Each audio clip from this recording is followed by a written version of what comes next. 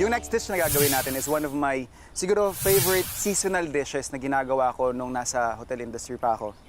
Napakasimple lang nito kasi eggs and tomatoes lang yung pinaka-base natin. And seasonal siya kasi kadalasan pinapares ko to kung kailan marami akong harvest na mga herbs. Ito yung napakasimple pero sobrang sarap. Puno-puno ng flavors, na-shakshuka. We are going to make a sauce. Kumbaga parang magagaya tayo ng mga kamatis and then siya yung uunahin nating iluto. Lagyan lang natin ng oil. And let's work on our tomatoes. Ngayon, pag wala kayong fresh tomatoes, definitely tomato sauce or yung mga canned peeled tomatoes, pwede nyo rin gamitin.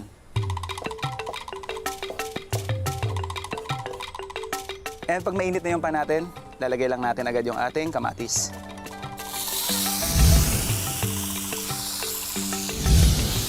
Bali yung ginagawa natin ngayon is, again, we're trying to make a sauce out of our fresh tomatoes. I-sausaute natin siya hanggang almost parang puree na siya. Pero pag gusto niyo siya ng medyo on the fresh side yung flavor, definitely pwede nyo na tong itigil dito. Ilagay nyo na yung ibang ingredients. But gusto ko lang medyo mas mushy siya, mas madali ko siyang makakain. And mas madali kasi nating maibe-blend yung flavor ng iba pa nating ingredients. So habang inaantay natin yon, i-ready ko naman yung ating sibuyas at bawang. Minsan magtataka kayo kung pag mas tinadtad mo ba yung bawang, mas lalabas yung lasa. Well, depende sa application. Kagaya ng kunyari, mabilisang luto lang, definitely mas maganda kung mas pino yung pagkakatadtad mo o yung pagkakahiwa mo para mas malawak yung surface area na tinatawag. So yes, mas maraming flavor yung lalabas. Kasi kapag mas hinihiwa mo ang bawang, parang dun mas lumalabas yung chemical component nito.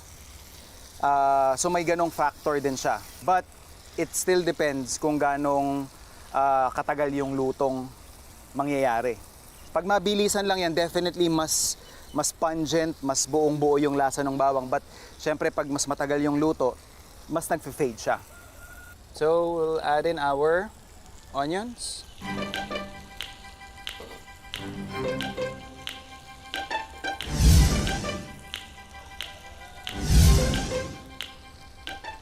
Ready na yung ating spice, which is yung ating cumin. Dadagdag lang natin. This is optional. Kung hindi nyo trip yung lasa, by all means, pwede nyo siyang tanggalin.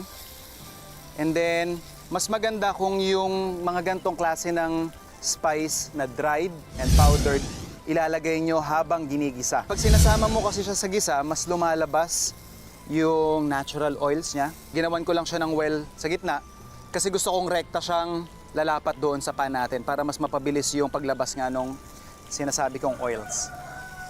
So yan, but then again, pag ginigisa mo naman siya ng ganito, kahit ibudbud mo lang on top, pero yun nga, the purpose of that is makonsentrate yung init na rekta mong lalapat doon sa ating cooking vessel. So yan, pag naamoy nyo na yung ating cumin, let's add in our next ingredient, which is yung ating stock. Siguro enough lang para maging loose lang yung ating pinaka-paste o yung ating mixture.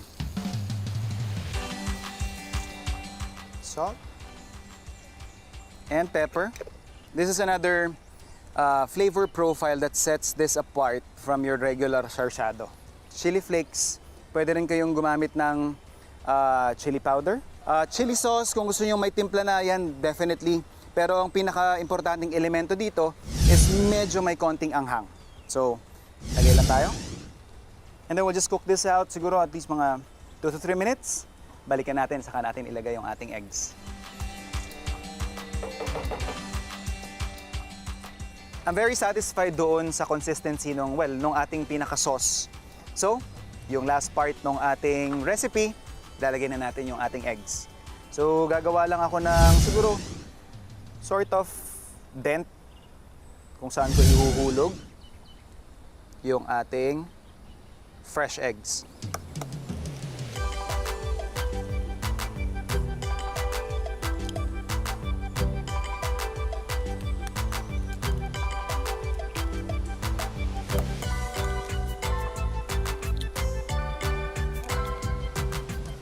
And then tatakpan lang natin siya para yung steam maluto yung ibabaw ng ating itlog.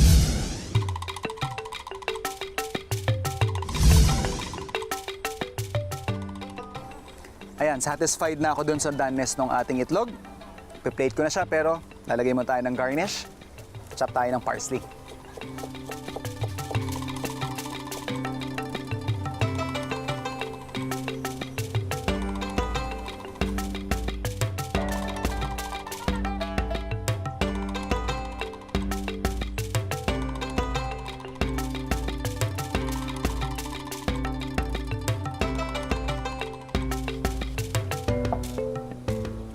Depende ito kung anong doneness nung itlog yung gusto niyo. Pero ako kasi mas prefer ko na kapag kinat natin, lalabas pa yung parang pinaka-yolk niya.